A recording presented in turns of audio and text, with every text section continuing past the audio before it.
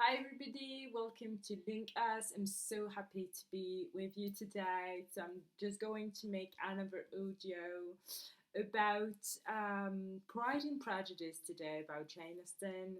So, my last podcast was about Sanditon, the episode one, so that I analyze a bit and I just give my ideas and my thought about it. Um, so, the second episode is airing tomorrow. So I will probably drop the podcast about the episode 2 next week. But today I just wanted to talk about Pride and Prejudice, of course, because already told you that Jane Austen is one of my favorite author of all time, especially in English lit. Um, and I'm just going to read a passage that everybody know on Mr. Darcy, and yes, so I hope you will like it.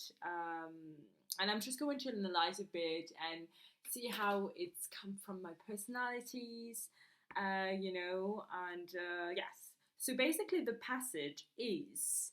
So if I'm just looking at oh, is it? It's not the first chapter for sure, but just oh yeah, it's actually the first chapter. So I'm just going to because I have it basically on my iPad. Mm, yes, so it's basically at the beginning. I think everybody have seen um, the movie Pride and Prejudice. So it's basically when you had this first encounter with Mr. Bingley and basically Elizabeth's daughter Jane, and they really like each other. And the mother of Elizabeth and Jane is basically pushing their daughters to get married. Of course, at the time it was very important for the secure of the families. And we have basically Jane, who really liked Mr. Bingley, but she's not really expressing, her feelings. She's like this, And what's really interesting is that her mother is kind of manipulating the situation, and she ends up in. Oh no, she's invited. I beg your pardon. She's invited at Mr. Bingley's house, I think, with his sister. And she arrived, but it's raining, and she basically caught a cold. And, she's very embarrassed because she's sick at another's one house. But Mr. Bingley is, of course, very, very, very happy about it. And so we can see that basically Elizabeth is very worried about her, and Elizabeth arrived at Mr. Bingley's house with his sister, and she encounters Mr. Darcy, which is kind of really interesting because the first encounter is very difficult because she confronted him with what he was saying about her. Because basically he was saying that, oh, she's not my type in our day and age. She's not my type. Her sister is very beautiful, and you will be happy with her. But today, like, no, I'm not. I'm definitely not like. She's definitely not my type. And Elizabeth, with her witty character, and I really like her character, but she basically confronts him and she's telling him, "Well, I'm not your type, but the point of a ball is just to invite a lady so that she's having a wonderful time. It's about being a gentleman. It's not about criticizing people on their physique, even if." Like, we know that guys always go for beautiful girls when they can. This is not the point. A lot of ladies aren't on their chair, nobody's invited them, and you're just like criticizing everybody, and you seem really, really not, open to conversation. Why do you come for a ball? So we have Elizabeth. She's basically at Mr. Bingley house, and she's waiting for Jane to recover. And we have basically a conversation with Mr. Bingley, Mr. Darcy, Elizabeth, and Mr. Bingley's sister. And I'm just going to read the passage. So they're basically all in the living room, And well, I think Elizabeth is quite intrigued with Mr. Darcy character. Um, and she's really strong-willed. She has also her own characters.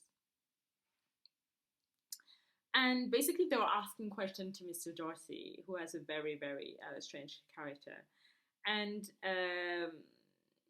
he's just saying, I have force enough, but they are not. I hope of understanding. My temper I dare not vouch for. It is, I believe, too little yielding, certainly too little for convenience of the word. I cannot forget the follies and vices of others, so soon I ought, nor their offences against myself. My feelings are not puffed about with every attempt to move them. My temper would perhaps be called resentful. My good opinions once lost is lost forever. So I think you remember this quote. So basically, in the adaptation, in the film, so as I told you, my favorite adaptation is the 2005 with Keira Knightley, Rosamund Pike, and I don't remember all the names of the actors, but I know that a lot of you guys, a lot of person like the 1995 version, which is a version that I really like also. But I just like more fun of 2005. It's like Sense and Sensibility. As I told you, me, it's like the 2008 BBC version.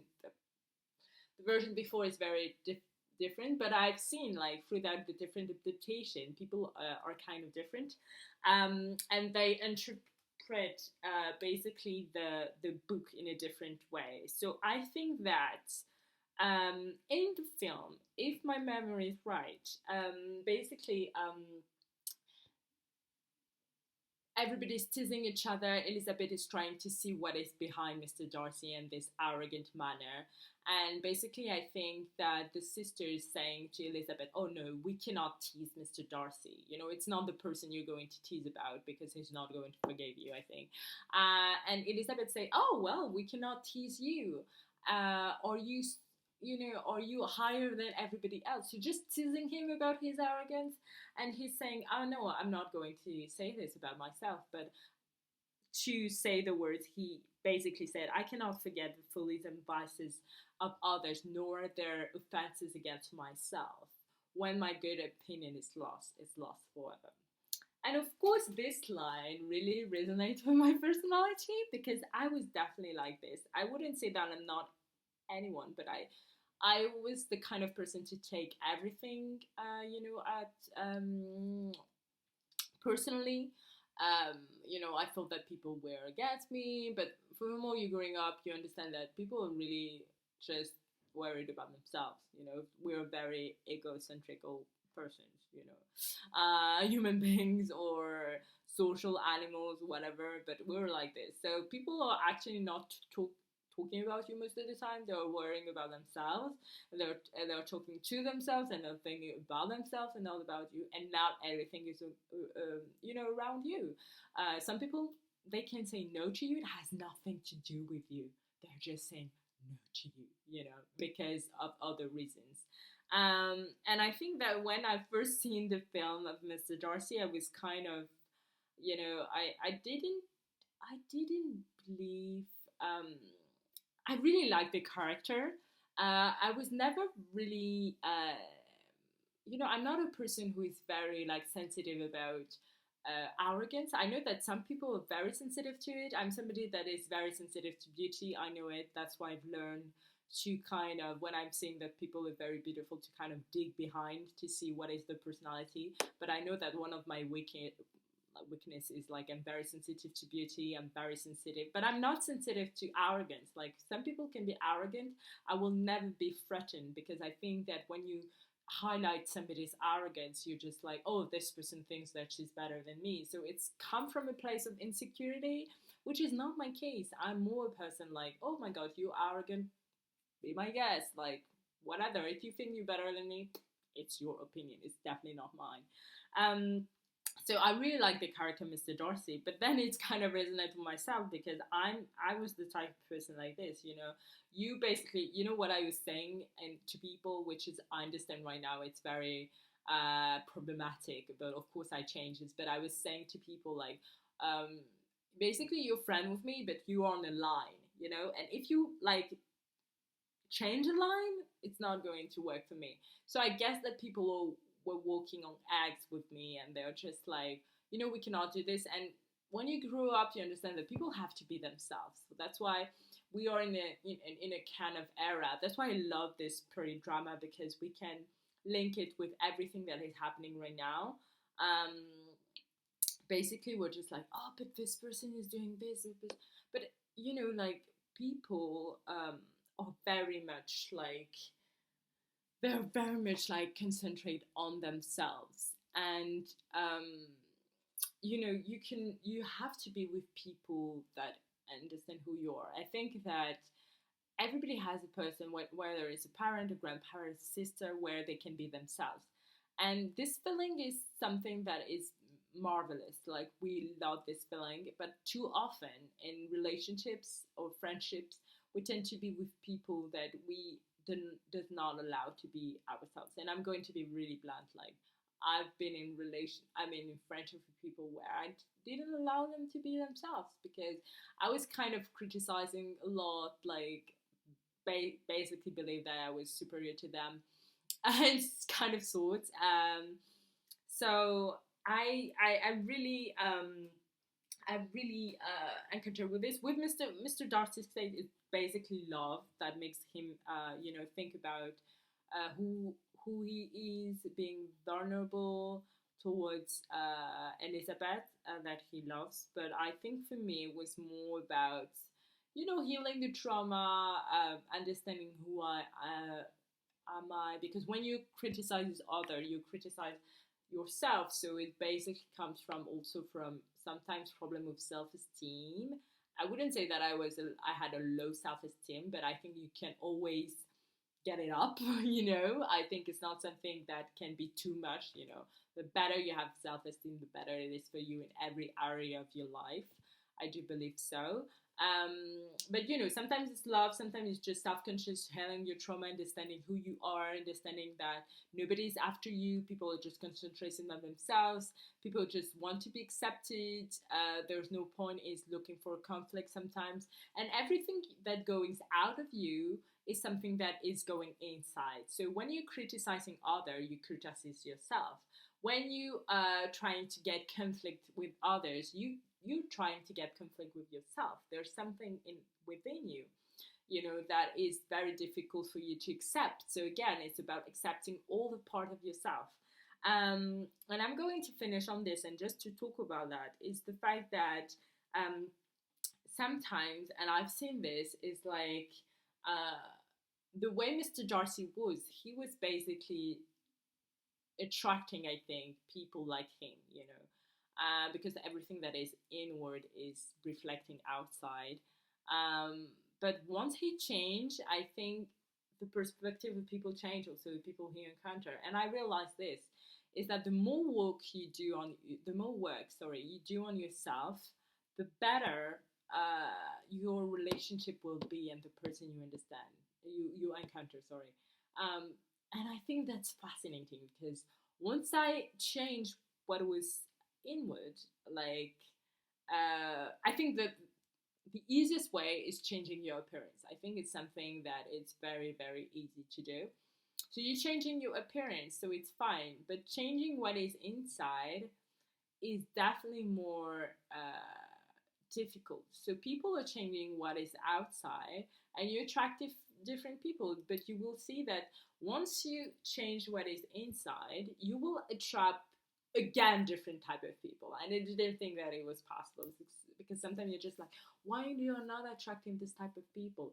You know, you go back inside. There's something inside you that is not changing. You have to do the work. Um, so I just wanted to read this passage. I think I'm going to do like a small podcast about this, and just to talk about it. Maybe next time will be definitely sense and sensibility. We have the Sanditon coming, so every week, as I told you, I'm going to make a podcast on Sanditon to talk about, and of course I'm going to make links about what is happening right now in our society. There was basically an NBC things that I kind of TV series that I started to watch that I really wanted to talk about. So maybe I'm going to make some podcasts also about it, because I think it would be interesting with people nowadays in the current dating era that we are. So of course my point on this channel, I think you understand, will be to talk about the what was before, you know, all the 18th century romance, way of living, etc., with what is happening today, because I think that modernity is not. People think that to be modern is to be, you know, adapted to what is happening right now, etc. It is, but I think it's also the ability to make a link with what is happening before, you know, all this 18th, 19th centuries era, all these books, literature. Um, you know, we have a French president that said that, you know, you have to read. And I think by reading, you understand that everything that is going on in your life, people have experienced before, and they have given you the answer. You know, sometimes you're just like, I don't find the answer, don't find the solution. Have you read? Have you read about your passage? Have you read about that? And I think that's very interesting. So I'm going to finish on this. Um, Thank you very much. I'm trying to, you know, get this channel to grow. So if you like the podcast, please, um, you put a thumbs up and you subscribe. It will be very nice for me. And see you soon. Bye.